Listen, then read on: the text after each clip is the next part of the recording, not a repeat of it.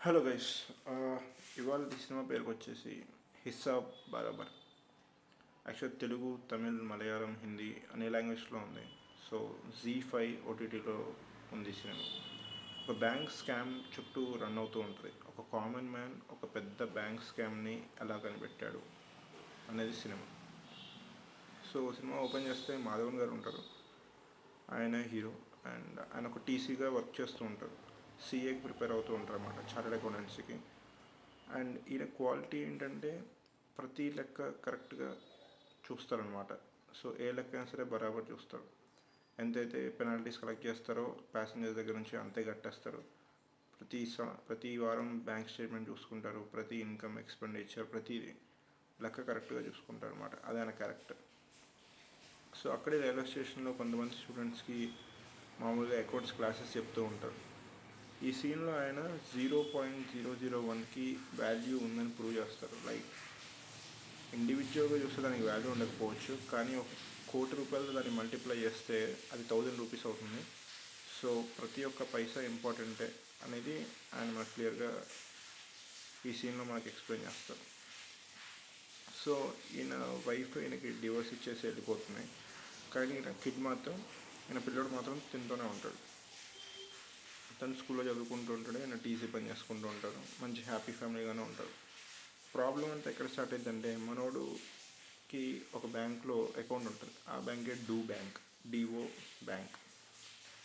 So అతనికి రావాల్సిన interest ఏదైతే ఉందో, అంటే మీరు అబ్జర్వ్ చేస్తే మనం ఏదైతే బ్యాలెన్స్ మెయింటైన్ చేస్తామో మన బ్యాంక్ అకౌంట్లో 3 monthsకి ఒకసారి క్వార్టర్లీ ఇంట్రెస్ట్ అని చెప్పేసి మనకు క్రెడిట్ అవుద్ది. ఎందుకు ఇస్తున్నారంటే బ్యాంకులో మనం డబ్బులు మెయింటైన్ చేస్తున్నాం కాబట్టి బ్యాంక్ ఏం చేస్తుందంటే ఆ డబ్బుతో బిజినెస్ చేసి డబ్బులు సంపాదిస్తున్నాం. సో మన డబ్బులు ఆ బ్యాంకులోనే ఉంచుతున్నాం, వేరే బ్యాంకులో ఉంచట్లేదు కాబట్టి ఆ బ్యాంక్ అనేది మనకు వడ్డీ ఇస్తుంది. సో మామూలుగా బ్యాంక్స్ అన్ని 3 నెలలకు ఒకసారి వడ్డీ ఇస్తాయి అన్నమాట. కొన్ని బ్యాంక్ నెలకు కూడా ఒకసారి వస్తాయి. సో మనోడు ఏంటంటే స్టేట్మెంట్ చూస్తుంటే మనోడికి మైండ్ పోయింది. ఏంటంటే నాకు రావాల్సిన వడ్డీ ఏదైతే ఉందో, కానీ ఏదైతే వడ్డీ నాకు క్రెడిట్ అయిందో దానికి డిఫరెన్స్ ఉంటుంది. ₹27.30 తేడా ఉంటుంది. మనోడు లెక్కలన్నీ కరెక్ట్ చేస్తారు కదా. సో ఎంత బ్యాలెన్స్ మెయింటైన్ చేశాను, ఎన్ని రోజులు ఉంది, ఎంత % వడ్డీ వస్తుంది, అన్ని లెక్కలు వేసి ₹27.50 తక్కువ అయింది అని చెప్పి లెక్క క్యాలిక్యులేట్ చేస్తాడు. బ్యాంక్కి వెళ్తాడు ఇదే పని మీద. ఇక్కడ ఎవరైతే ఉన్నారో ఆయన క్రెడిట్ కార్డ్ అమ్మేస్తారు అనమాట. సో బ్యాంక్కి వెళ్ళి ఈ ఇష్యూ గురించి అక్కడ ఉన్న పర్సన్ అడుగుతాడు. అందరూ ఆశ్చర్యపోతారు, ₹27 కోసం ఏంటో బాబు ఈ సోది అని చెప్పి. సరే నాకు సోది కాదు, నాకు లెక్క కరెక్ట్ ఉండాలి, ఎందుకు ప్రాబ్లం అవుతుంది, అసలు ఎందుకు తక్కువ పడ్డాయి, ఆ ₹27.50 ఏమైంది అని చెప్పి క్వశ్చన్ చేస్తూ ఉంటాడు. అరే బాబును వదిలేటట్లు లేవని చెప్పేసి మీరు కంప్లైంట్ రాసి ఇవ్వండి, ఆ కంప్లైంట్ని నేను పై వాళ్ళకి ట్రాన్స్ఫర్ చేస్తాను, ఒక 3-4 రోజులు పడుతుంది అని చెప్పాం. సరే ఇది బాగానే ఉందని చెప్పి కంప్లైంట్ లెటర్ రాసుకొని వచ్చేస్తారు, ఆల్రెడీ ఇస్తాడు. దాని తర్వాత ఏమో హీరోయిన్ అనమాట. కాకపోతే ఈ సీన్ 15 ఏళ్ళ క్రితంది. సో ఈ హీరోయిన్ ఏమో మన టీసీ ఏదైతే ట్రైన్లో టీసీగా ఉంటాడో రోజు అదే ట్రైన్లో ట్రావెల్ చేస్తూ ఉంటుంది. కానీ మనోడికి తెలియని ఏంటంటే సేమ్ ఇదే అమ్మాయి 15 ఏళ్ళ క్రితం మనోడికి పెళ్ళప్పుడు మ్యాచెస్ కోసం ఫొటోస్ పంపిస్తే ఈవెన్ మనోడు రిజెక్ట్ చేస్తాడు, ఎందుకంటే అకౌంట్స్లో మార్కులు తక్కువ వచ్చాయని. కానీ 15 ఏళ్ళ తర్వాత ఇదే అమ్మాయికి మళ్ళీ డైవర్స్ అయిపోయిన తర్వాత ఇష్టపడడం మొదలు పెడతాడు. సరే అప్పుడు వదిలేస్తాడు. ఇది మాత్రం హీరోయిన్గా తెలుసు, మనోడికి ఏం తెలియదు. 15 ఏళ్ళ క్రితం ఇట్లా నన్ను రిజెక్ట్ చేశారు, మీరు మర్చిపోయారు అని చెప్పి తర్వాత చెప్పితే. దాని తర్వాత వీళ్ళిద్దరూ ఇంకా కామెడీ సీన్స్ ఉంటాయన్నమాట అక్కడక్కడ రైల్వే స్టేషన్లో. అక్కడ ఏమైందంటే ఈ బ్యాగ్ ఏదైతే ఉందో మెరూన్ కలర్ బ్యాగ్ ఒక పర్సన్ మర్చిపోతాడు ట్రైన్లో. అయితే హ్యాండ్ ఓవర్ చేద్దామని వస్తాడు. కాకపోతే వీళ్ళు అప్పటికే తాళాలు వేసేస్తారు అనమాట. సో మనోడు నేను ఇంటికి తీసుకెళ్తాను, రేపు పొద్దున ఇస్తాను, ఎవరైతే మిస్ చేసుకున్నారో వాళ్ళు వచ్చి తీసుకుంటారు అనుకుంటాడు. సరే ఓకే అని చెప్పి ఆ బ్యాగ్ని తీసుకెళ్తాడు. అయితే మనోడు వాళ్ళ కొడుకు ఆడుకుంటూ దాని మీద పాలు పాడేస్తారు అనమాట. సరే అని క్లీన్ చేస్తూ అసలు ఈ బ్యాగ్లో అసలు ఏముందని ఓపెన్ చేస్తాడు. అందులో ఏముంటుందంటే సేమ్ మనోడి అకౌంట్ ఏ బ్యాంక్లో అయితే ఉందో ఈయన అకౌంట్ కూడా అదే బ్యాంక్లో ఉంటుంది, బ్యాంక్లో. ఇంకా కథం మనకు ఎలాగో ₹27.50 తక్కువ పడ్డది కదా, సరే ఈయన స్టేట్మెంట్లో ఏమైనా తప్పు ఉందేమో చూద్దామని చెప్పి లెక్క స్టార్ట్ చేస్తాడు వేయడం. ఈయన స్టేట్మెంట్లు కూడా ఇంకా ఓపెన్ చేసి ఆయనకి ఎంత ఇంట్రెస్ట్ రావాలి, ఎంత తక్కువ అయిందని చెప్పి క్యాలిక్యులేట్ చేస్తారు. సమ్ 16 రూపాయలు ఎంత తక్కువ వస్తుంది. సో ఆయన ఆశ్చర్యపోతాడు, నా ఒక్క అకౌంట్లో అవ్వలేదు, వేరే వాళ్ళ అకౌంట్లో కూడా అయ్యింది అని చెప్పి. దాని తర్వాత బ్యాంక్కి వెళ్ళి అడుగుతాడు, 3 రోజుల తర్వాత రమ్మన్నారుగా. మనోడు వెళ్ళి అసలు ఏంటి ఏమైంది, ఇట్లా 3 days తర్వాత రమ్మన్నారు, నా అకౌంట్లో ఎందుకు 27 రూపాయలు 30 పైసలు తక్కువ పడింది అని చెప్పి క్వశ్చన్ చేస్తాడు. అయితే అరే బాబు నీకు పని పాట లేదు, ఉత్తి దీనికోసం తిరుగుతున్నావు అటు ఇటు అని చెప్పి వీడిని తిడుతూ ఉంటారు. మనోడు రియాక్ట్ అవుతాడు. దాని తర్వాత బ్రాంచ్ మేనేజర్ వస్తాడు. అది గొడవ అంటే ఏంటి అది ఇది అని చెప్పి దాన్ని రిజాల్వ్ చేద్దామని చెప్పి సైలెంట్ ఉండమంటాడు. సో నేను చూసుకుంటానని చెప్పి. దాని తర్వాత హీరోయిన్ రోజు ట్రైన్లో వస్తూ ఉంటుంది, మనోడు చూస్తూ ఉంటాడు. ఏదో రోజు మాట్లాడదామని చెప్పి ఇంక దిగి ఒక రోజు మాట్లాడతాడు అనమాట. సో మెల్లమెల్లగా ఒక సాంగ్ వస్తుంది. సో ఇద్దరు బాగానే మాట్లాడుకుంటూ వెళ్తూ ఉంటారు. దాని తర్వాత మనోడు ఎలాగో అకౌంటెంట్ లెక్కలు బాగా చేస్తాడు, సీఏకి ప్రిపేర్ అవుతున్నాడు కాబట్టి ఈ స్టేషన్లో పనిచేసే ఇంకో ఫ్రెండ్ ఎవరైతే ఉన్నాడు ఆయన, ఇట్లా మా వాడిది ఇట్లా ట్యాక్స్ రిటర్న్స్ ఫైల్ చేయాలి, నువ్వైతే ఎమ్మటే చేసేస్తావు, అట్లా మన బ్యాంక్ అకౌంట్లోనే అకౌంట్ ఉంది మనకు కూడా అని చెప్పేసి అంటాడు. మనోడు ఎమ్మటే ఇంట్రెస్ట్ చూపిస్తాడు. ఎందుకంటే నాకు ఏదైతే బ్యాంకులో అకౌంట్ ఉందో వీడికి కూడా అదే బ్యాంకులో అకౌంట్ ఉంది కదా, స్టేట్మెంట్స్ దొరికినాయి, సో మళ్ళీ లెక్క మొదలు పెడదాం, ఈయనకు కూడా ఇంట్రెస్ట్ కరెక్ట్గా పడిందా లేకపోతే నాకు తక్కువ పడిందా అని. కానీ మీన్వేల్ ఏమైందంటే మనోడికి ఫోన్ వస్తుంది బ్యాంక్ నుంచి, సార్ మీ 27 రూపాయలు మీకు బ్యాంకులో వేసేసాము, తప్పు అయిపోయింది క్షమించండి అని చెప్తారు. మళ్ళీ ఒక 32 inches టీవీ కూడా ఫ్రీగా ఇస్తారు. అదే స్టేషన్లో పనిచేస్తున్న ఇంకొక అతనితో కూడా కంప్లైంట్ ఇప్పిస్తాడు వీడితో, ఈయనతో. అరే ఇట్లా 16 రూపాయలు తక్కువైంది కంప్లైంట్ ఇమ్మని చెప్తే ఆడు ఇస్తాడు. వాడి 16 రూపాయలు వాడి అకౌంట్లో వేసేసి మళ్ళీ వాడికి కూడా టీవీ ఇస్తారు మనోడిలాగా. ఇక మనోడు వీడి ఇంక అందరు హ్యాపీ అనమాట. వాడు హ్యాపీ, ఈయన హ్యాపీ, డబ్బులు పడిపోయినాయి, టీవీ కూడా వచ్చేసింది. సరే అనుకుంటాడు, మంచి పార్టీ ఎంజాయ్ చేస్తూ ఉంటారు. కానీ మనోడు అప్పుడు చెప్తాడు, అరే మన డబ్బులు మనకు పడ్డాయి, 27 రూపాయలకి ఇంత పెద్ద టీవీ ఇచ్చారు, అసలు మీకు స్కామ్ అర్థం కావట్లేదు అని చెప్పి మొత్తం ఎక్స్ప్లెయిన్ చేస్తాడు.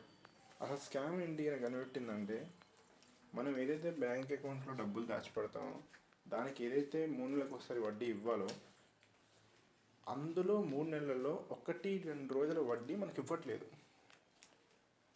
ఆ 1-2 రోజుల వడ్డీ ఎక్కువ డబ్బులు దాచిపెట్టుకుంటే ఎక్కువ వడ్డీ, తక్కువ డబ్బులు దాచిపెట్టుకుంటే తక్కువ వడ్డీ.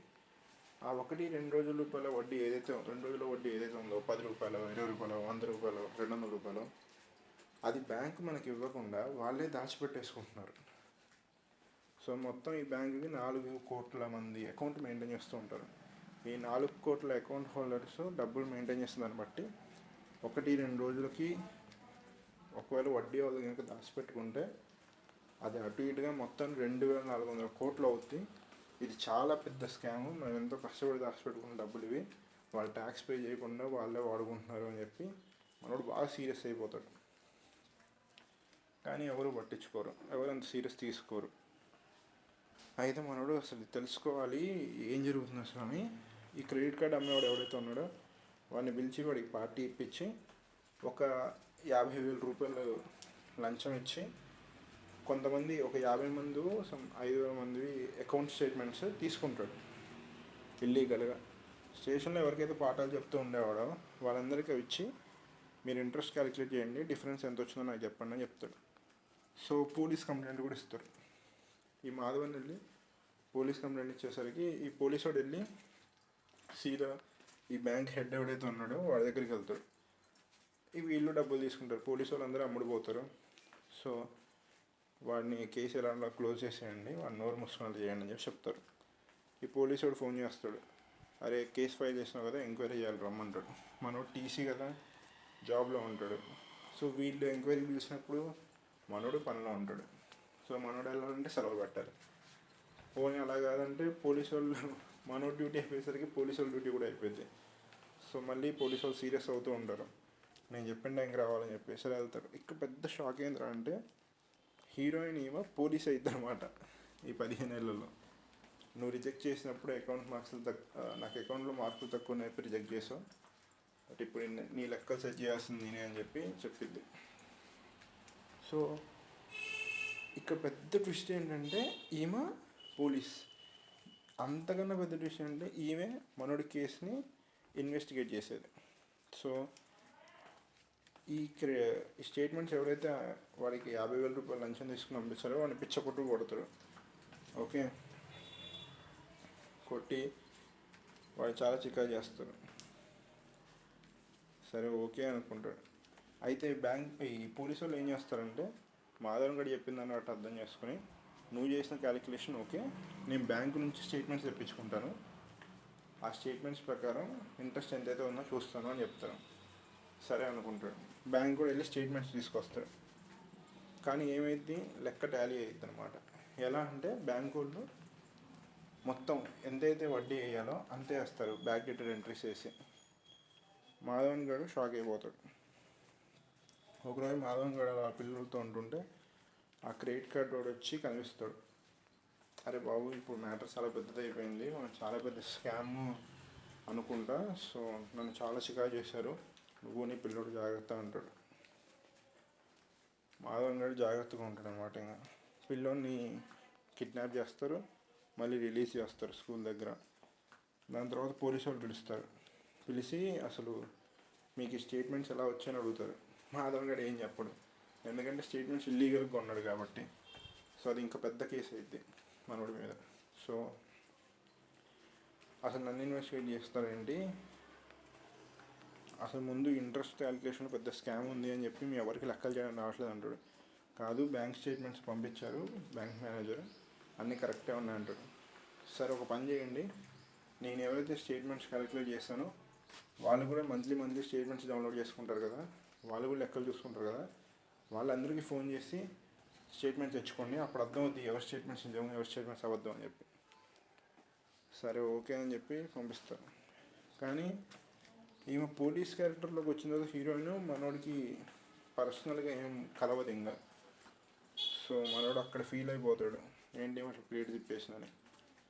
కానీ ఆమె డ్యూటీ ఆమె చేస్తుంది.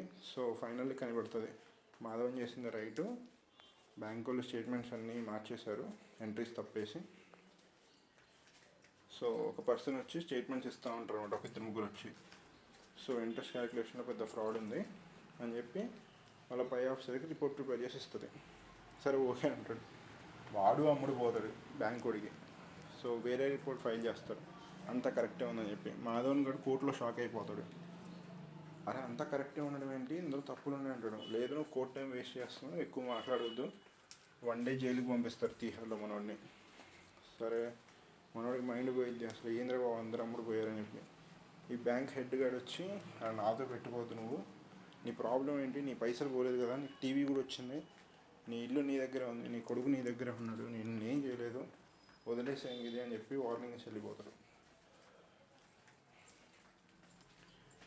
సో మనోడు ఏం రియాక్ట్ అవ్వడానికి, ఈ పోలీస్ ఆమె వెళ్ళి ఆ పెద్ద వాళ్ళ హైయర్ ఆఫీసర్ని అంటుంది, ఎందుకు ఇట్లా రిపోర్ట్ మార్చారంటే, మార్చాలి లేకపోతే మొత్తం గవర్నమెంట్ డిస్టర్బ్ అవుద్ది, ప్రజలందరూ ప్యానిక్ అవుతారు, సో ఎకానమీ దెబ్బతింటుంది, దీనివల్ల మనం ఏం చేయలేము అంటాడు. షాక్ అయిపోయింది. ఈ డూ బ్యాంక్ ఏంటంటే మీన్వైల్ వాళ్ళు ఒక మర్జర్ ఉంటుంది అనమాట, వాళ్ళది పెద్ద మర్జర్, వేరే బ్యాంక్తో కలవబోతున్నారు. సో వాడు ఎటువంటి బ్యాడ్ న్యూస్ని బయటకు రానియకుండా చాలా జాగ్రత్త పడుతూ ఉంటాడు. మీన్వైల్ ఆర్బీఐ నుంచి ఫోన్ వస్తుంది. మాధవన్ గడు ఊరుకోడు. మాధవన్ గడి అమ్మ పోలీసు వాళ్ళంతా కరెక్ట్ అయిపోయారు, ఆర్బీఐకి డైరెక్ట్ కంప్లైంట్ రాస్తాడు, ఈ బ్యాంకులో పెద్ద ఫ్రాడ్ జరుగుతుంది అని చెప్పి మొత్తం పంపిస్తాడు మెయిల్ రాసి. ఆర్బీఐ వాళ్ళు ఇంకా ఎవరి మాట వినరు అన్నమాట. వాళ్ళు ఒకటే చెప్తారు, బాబు కంప్లైంట్ వచ్చింది, ప్రూవ్ చేసుకోవాలి, నువ్వు వితిన్ 24 hours నాకు అకౌంట్ స్టేట్మెంట్స్ అనేవి పంపించు, లేకపోతే పెద్ద ప్రాబ్లం అవుతుంది అంటారు. వీడికి భయపడిపోతాడు, కోపం కూడా వస్తుంది. ఈ పొలిటీషియన్స్ కూడా కరప్ట్ అయిపోతారు కాబట్టి వీడి ఇల్లు కూల్చేస్తారు. ఫస్ట్ వీడి ఇల్లు కూల్చేస్తారు, వీడి మీద కేసు వేసి సస్పెండ్ చేస్తారు. 17 రూపాయలు ఇట్లా తేడా వచ్చిందని చెప్పి మరీ దారుణంగా, అంటే టీసీ కదా, టీసీ ఏం చేయాలి, ప్యాసింజర్ దగ్గర టికెట్స్ తీసుకోలేదో వాళ్ళ మీద రిసీట్ రాసి ఫైన్ కలెక్ట్ చేసి పెనాల్టీ కలెక్ట్ చేసి స్టేషన్లో సబ్మిట్ చేసేయాలి ఆ అమౌంట్. సో నువ్వు కలెక్ట్ చేసిన దానికి జమ చేసిన దానికి 17 రూపాయలు తేడా ఉంది అని నీ మీద కేసు వేస్తున్నాము, నువ్వు ఇది ప్రూవ్ చేసుకోవాలి, నువ్వు గిల్టీ కాదని, అప్పటిదాకా సస్పెన్షన్లో ఉంటావు అంటాడు. మనోడు ఇంకా షాక్ అయిపోతాడు. వీళ్ళందరూ స్టేషన్లో ఉన్న వాళ్ళందరూ చెప్తారు, అరే స్కామ్ గురించి పట్టించుకోకు, ఆ బ్యాంక్ కోడ్ వల్ల ఇదంతా జరుగుతుంది, నువ్వు అసలు వదిలేసే దాని గురించి, లేకపోతే వాళ్ళు ఇంకా చికా చేస్తూ ఉంటారు అంటాడు. మాధవన్ గారు నేను వదలని అంటాడు. ఈ బ్యాంక్ హెడ్ గారు వచ్చి నడి రోడ్లో వాడిని అవమానిస్తాడు, మాధవన్ గారిని కొడతాడు. ఆ గల్లీలో ఉన్న వాళ్ళంతా వచ్చి బెదిరించేసి ఆ బ్యాంక్ కోడ్ని పంపించేస్తారు. ఇక్కడికి ట్విస్ట్ ఏంటంటే, ఈ పక్కన ఏదైతే అబ్బాయి ఉన్నాడో వీడు సీఏ అనమాట, అంటే చదువుతున్నాడు. సో వీడు కూడా నేను చూశాను, లెక్కల్లో మిస్టేక్ ఉంది, ఇట్లా ఇంట్రెస్ట్ సరిగ్గా క్రియేట్ కావట్లేదు, డెఫిసిట్ క్రియేట్ అవుతుంది, మేము ఏం చేసామంటే అకౌంట్ క్లోజ్ చేసేసాము అని చెప్తాడు. అంతే, మన మాధవన్ గడికి బ్రెయిన్లో బల్బ్ వెలిగిద్ది. అరే నిజమే కదా, అసలు ప్రాబ్లం ఉంది, సో ఫైట్ చేయడం ఎందుకు, అకౌంట్స్ క్లోజ్ చేసేద్దాము, అప్పుడు అందరు క్లోజ్ చేసేస్తారు, అప్పుడు ప్యానిక్ అయిపోతారు అంతా, అందరు క్లోజ్ చేస్తారని చెప్పి ఇక అందరు క్లోజ్ చేయడం మొదలు పెడతారు. ఎలా ఉంటుందంటే, కొంతమంది ఎలా అంటే అందరు క్లోజ్ చేస్తున్నారు, సో మేము క్లోజ్ చేస్తున్నాం అని చెప్పి క్లోజ్ చేయడానికి వెళ్ళిపోతారు. సో వీడు ప్యానిక్ అయిపోతారు అనమాట, బ్యాంక్ హెడ్ గారు. అరే ఒకరి తర్వాత ఒకరు వచ్చి మొత్తం క్లోజ్ చేస్తున్నారు, బ్యాంక్ దగ్గర అంత డబ్బులు ఉండవు, ఫస్ట్ అకౌంట్ క్లోజ్ చేసిన తర్వాత డబ్బులు క్రియేట్ చేయడానికి. సో వాడికి ప్రాబ్లం క్రియేట్ అవుతూ ఉంటుంది. బ్యాంక్ హెడ్ గారు ఏంటంటే, ఇది మొత్తం మాధవన్ గడే చేస్తున్నాడు, అమ్మ వాడిని వేసేయాలి అసలు, అది ఇదని పొలిటీషియన్స్తో మాట్లాడుతూ ఉంటాడు అనమాట. కానీ పొలిటీషియన్స్ కూడా ఇక్కడ ఏం చేయలేకపోతారు, ఎందుకంటే ఆర్బీఐ ఇన్వాల్వ్ అయింది. సో ఆ పొలిటీషియన్ ఏం ఐడియా ఇస్తారంటే, ఏదైతే 2,000 కోట్లు నొక్కేసావో 1,500 కోట్లు నాకు ఇచ్చేసి 500 కోట్లు తీసుకుని వెళ్ళిపో, ఈ ఊళ్ళో నుంచి వెళ్ళిపో, ఇండియాలో ఉండకంటాడు. సరే అని చెప్పి వాడికి డబ్బులు పంపిస్తాడు. మీన్ మైల్ మనోడి మీద కేసేస్తారుగా, 15 రూపాయలు తేడా ఉందని చెప్పి. సినిమా పేరే హిస్సాబ్ బరాబర్, సో లెక్క పర్ఫెక్ట్గా ఉంటుంది. సో మనోడు ప్రతి చీటీ ఓపెన్ చేసి లెక్క ప్రకారంగా నేను ఎంత ఫైన్ వేసాను, ఎంత సబ్మిట్ చేశాను, మనీ అంతా అని చెప్పి మొత్తం ప్రూవ్ చేస్తాడు. అయినా 17 రూపాయలు తేడా ఉంటుంది. ఈ 17 రూపాయలు తేడా ఎందుకు వచ్చిందా అంటే, ఎక్సెల్ వాడే వాళ్ళకి తెలుస్తుంది అనమాట. రౌండ్ అప్ అని చెప్పి ఒక ఫామ్లో ఉంటుంది. 5 రూపాయల 15 పైసలు రౌండప్ చేస్తే 5 రూపాయలు, 5 రూపాయలు 65 పైసలు రౌండప్ చేస్తే 6 రూపాయలు. సో ఇలా 50 పైసల కన్నా తక్కువ దాన్ని రౌండప్ ఫామ్లో వాడితే ఒక్కొక్క రూపాయి తగ్గిపోతూ ఆ పైసలన్నీ తగ్గిపోతూ 17 రూపాయలకి ఈక్వల్ అయ్యింది. సో మనోడు ప్రూవ్ చేస్తాడు, అరే నేను గిల్టీ కాదు అని చెప్పి. మనోడు మొత్తం ఎక్స్ప్లెయిన్ చేస్తాడు, అరే మనల్ని ఇట్లా డైవర్ట్ చేసేసి ఆ బ్యాంక్ కూడా వెళ్ళిపోతున్నాడు, కానీ కామన్ మ్యాన్ని గెలిగితే మాత్రం ఎవరు ఊరుకోరు, ఇప్పుడు ఆ స్కామ్ అందరికీ తెలుసు, వాడిని పక్కా పట్టుకోవాలి, లేకపోతే అడుగు దాటేసి వెళ్ళిపోతాడు అని చెప్పి చెప్తూ ఉంటాడు. మెయిన్ వాడు ఎయిర్పోర్ట్లో వెళ్తూ ఉంటే వాడు ఏవైతే 500 కోట్లు తీసుకెళ్తున్నాడో బ్యాగ్లో, అందులోంచి మన ఎయిర్పోర్ట్ స్టాఫ్లో పనిచేసే వాళ్ళు ఎవరైతే ఉంటారో వాళ్ళు వీడి కాలనీ వాళ్ళే అనమాట. సో ఒక ప్లాన్ ప్రకారం డబ్బులన్నీ తీసేసి వేరే బ్యాగ్లో అక్కడ పెడతారు. సెక్యూరిటీ వాళ్ళు వాళ్ళ బ్యాగ్లో ఆపుతాడు, బ్యాగ్లో మొత్తం ఈ పెంట పెడతారనమాట. సో మనోడు దొరికిపోతాడు. దొరికిపోయిన తర్వాత ఈ పొలిటీషియన్ ఫోన్ చేస్తాడు, అరే 1,500 కోట్లు మనం సగం కూడా ఇవ్వలేదు, నన్నే మోసం చేస్తున్నావు, నువ్వు అయిపోతావురా, నువ్వు ఎక్కడ ఉన్నా అంటే, ఎక్కడ ఉండేది ఏంది, ఎయిర్పోర్ట్లోనే ఉన్నా, నన్ను పట్టుకున్నారు ఇల్లు అంటాడు. సో మెయిన్ వాళ్ళు ఎయిర్పోర్ట్లో పనిచేసే వాళ్ళు ఆ డబ్బులు ఏమో ఈ డబ్బుని తీసుకుని చెత్తబుట్టలు వేసి మొత్తం డైవర్ట్ చేసేస్తారు. వీళ్ళిద్దరిని అరెస్ట్ చేస్తారు ఆర్బీఐ వాళ్ళు. ఆ డబ్బులన్నింటినీ ఆర్బీఐ వాళ్ళకి సబ్మిట్ చేస్తారు. ఆర్బీఐ వాళ్ళు ఎవరెవరికైతే రావాలో వాళ్ళకి వేసేస్తారు. తర్వాత మాధవన్ హీరోయిన్ బుడ్డోడు కలిసి వెళ్ళిపోతారు. ఇంకా అది కథ. సో ZEE5లో ఉంది. సో ఎక్కడ చూడాలో మీకు బాగా తెలుసు. అంతవరకు బాయ్.